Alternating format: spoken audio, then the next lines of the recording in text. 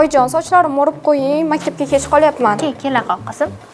O'zi maktabing qalay, o'qishlaring yaxshimi? Voy, shu desangiz Oyjon, 2-3 kun ketma-ket maktabga bora olmadim. Nimaga, tinchlikmi? Maktab kunlarim va repetitor kunlarim bir kunga to'g'ri kelib qolyapti.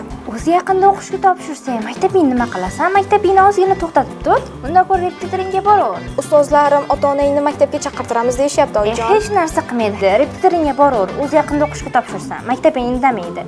Xo'sh, ushbu vaziyatda nima qilish kerak? Repetitor tufayli o'quvchini maktabdan olib qolish mumkinmi? Kimga va qanday javobgarlik choralari bor?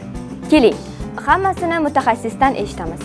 Bugungi kunda ko'plab maktab o'quvchilari maktab o'rniga repetitorga borishmoqda. Bu esa ota-onalarga yuridik javobgarlikni keltirib chiqaradi.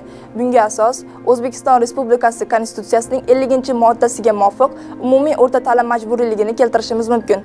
Shuningdek, maktab o'quvchilari maktab o'rniga repetitorga borishlari Ma'muriy javobgarlik to'g'risidagi kodeksning 47-moddasiga muvofiq ota-ona bolalarni tarbiyalash va ta'lim berish borasidagi majburiyatini bajarmagan hisoblanadi va quyidagicha javobgarlikka sabab bo'ladi. Ota-ona yoki ularning o'rnini bosuvchi shaxslar tomonidan bolalarini tarbiyalash va ta'lim berish borasidagi majburiyatini bajarmaslik, shu jumladan voyaga yetmagan bolalari ma'muriy huquqbuzarlik sodir etilishiga olib kelishi, bazaviy hisoblash miqdorining 1 baravaridan 5 baravargacha miqdorda jarima solishga sabab bo'ladi.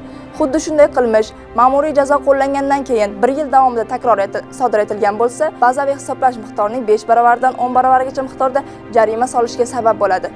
Bolalar majburiy umumiy o'rta ta'lim, o'rta maxsus, kasb-hunar ta'limini olishiga ota-onalari yoki ularning o'rnini bosuvchi shaxslar tomonidan to'sqinlik qilinishi bazaviy hisoblash miqdorining 10 baravaridan 15 baravargacha miqdorda jarima solishga sabab bo'ladi.